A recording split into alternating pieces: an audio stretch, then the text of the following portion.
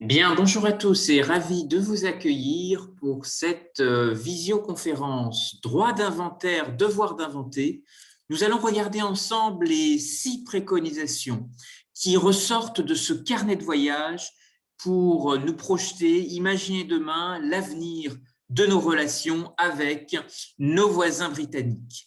Ce qu'il faut retenir de ce livre blanc, de cet ouvrage, c'est d'abord un édito qui s'intitule « Mondialisez-vous, manifeste pour des identités régionales conquérantes ».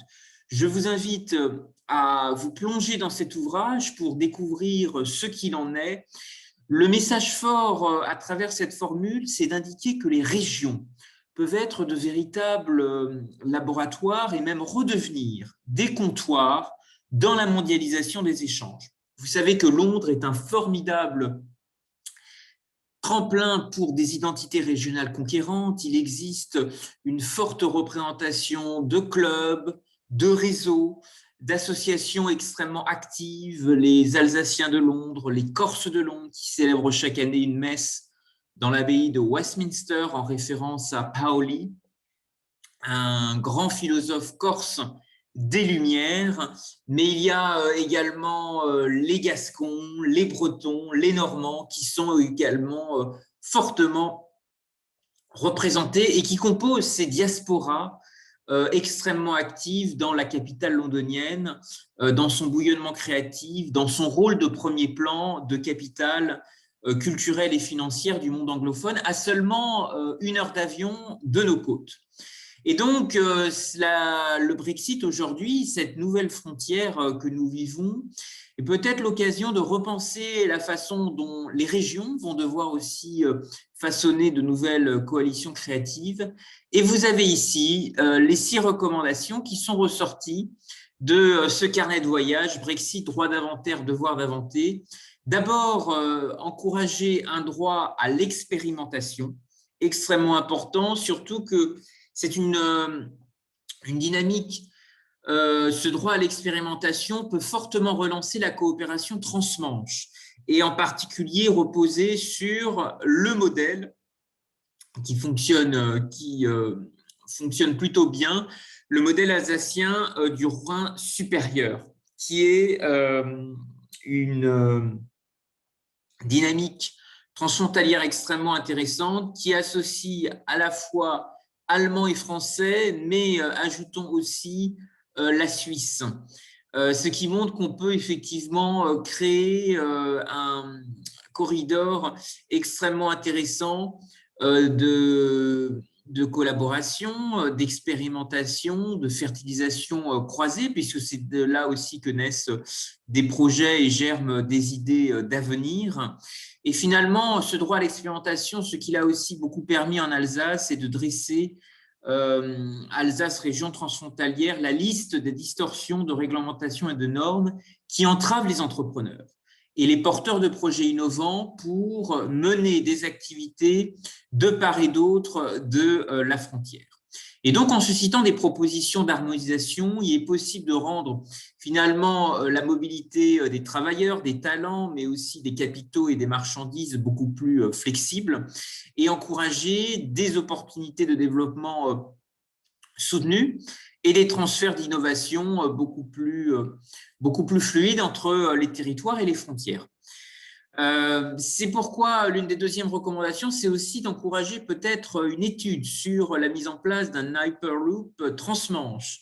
Projet toujours à quai, beaucoup d'associations ont déjà entrepris des plaidoyers pour défendre ces nouvelles formes de mobilité, ces nouvelles connexions qui pouvaient aussi reposer sur ce qu'il avait été fait à la fois pour les Jeux Olympiques de Londres, mais plus largement des associations locales qui s'étaient aussi mobilisées à travers leurs cellules de prospective.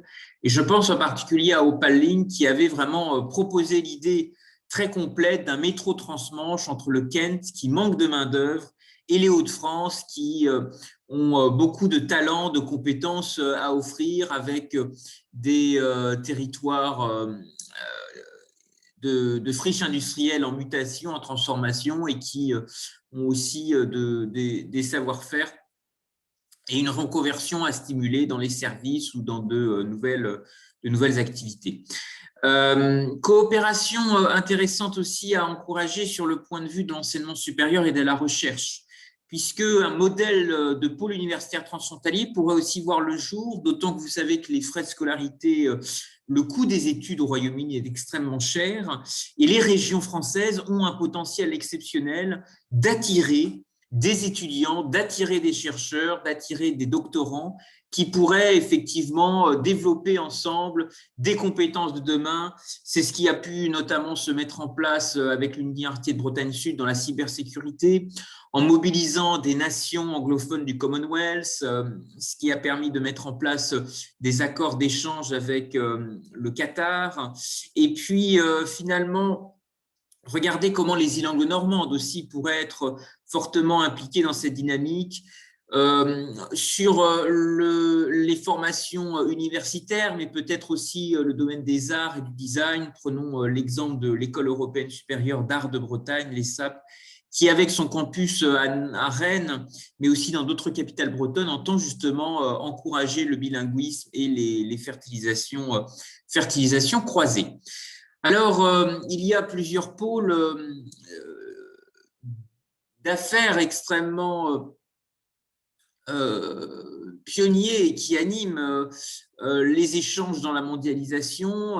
Bien sûr, Londres, capitale de renommée mondiale, qui restera un très grand générateur de courants d'affaires vers le Moyen et l'Extrême-Orient, ce qui veut dire que les identités régionales conquérantes que j'abordais en introduction sont aussi peut-être des formidables leviers qui auront besoin d'ambassadeurs à Londres, qui auront besoin de s'appuyer sur cette capitale pour aller à la conquête de nouveaux marchés. Toujours à 1 heure d'avion et donc avec une très grande facilité qu'il est possible de déployer. Londres, c'est aussi une capitale de financement innovant, d'où l'idée aussi d'expérimenter peut-être une Youth Bank. Et dans le lien avec le projet soutenu par l'association Open Link de métro Transmanche, l'apprentissage transfrontalier. Permettre au contraire à des jeunes en formation, en alternance, de se former, de passer 6 mois à Londres, de se constituer une expérience, un carnet d'adresses, un réseau, et de développer des atouts plurilinguistiques majeurs, puisque développer des compétences dans un pays étranger, aujourd'hui, c'est un plus sur un CV, sur des parcours à niveau équivalent. Il y a effectivement beaucoup plus de chances de décrocher des perspectives de carrière et d'évolution intéressantes. La Youth Bank a aussi un passé, en tous les cas, le sillage d'une histoire assez insolite entre la France et le Royaume-Uni sur les financements innovants. C'est l'histoire de la Free French Banking, qui a été pendant la guerre un formidable outil de ralliement et de proximité. Le Digital Bay est aussi une préconisation autour du numérique, autour des nouvelles modalités qui pourraient demain encourager justement le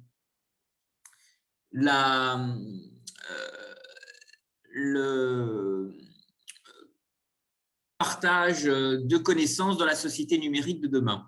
Et beaucoup de rapports, en particulier de la Chambre des Lords, Make or Break, qui visaient vraiment à interroger la capacité du Royaume-Uni à conduire ce virage numérique, mettent en avant, en exergue l'ensemble des défis qu'il sera peut-être nécessaire de développer sur un plan transfrontalier si nous voulons être des leaders demain en matière d'intelligence artificielle, de technologie, de monde connecté, mais également d'Internet des objets et également de nouveaux usages demain qui seront utiles pour bâtir le monde et la French Tech. Voilà, ce sont les grandes préconisations que je vous invite à découvrir dans cet ouvrage, carnet de voyage que vous pouvez travailler facilement en ligne et qui est à votre disposition si vous souhaitez nourrir vos envies de voyage, de mobilité, de découverte du monde. Merci à tous pour votre attention et n'hésitez pas si vous avez des questions.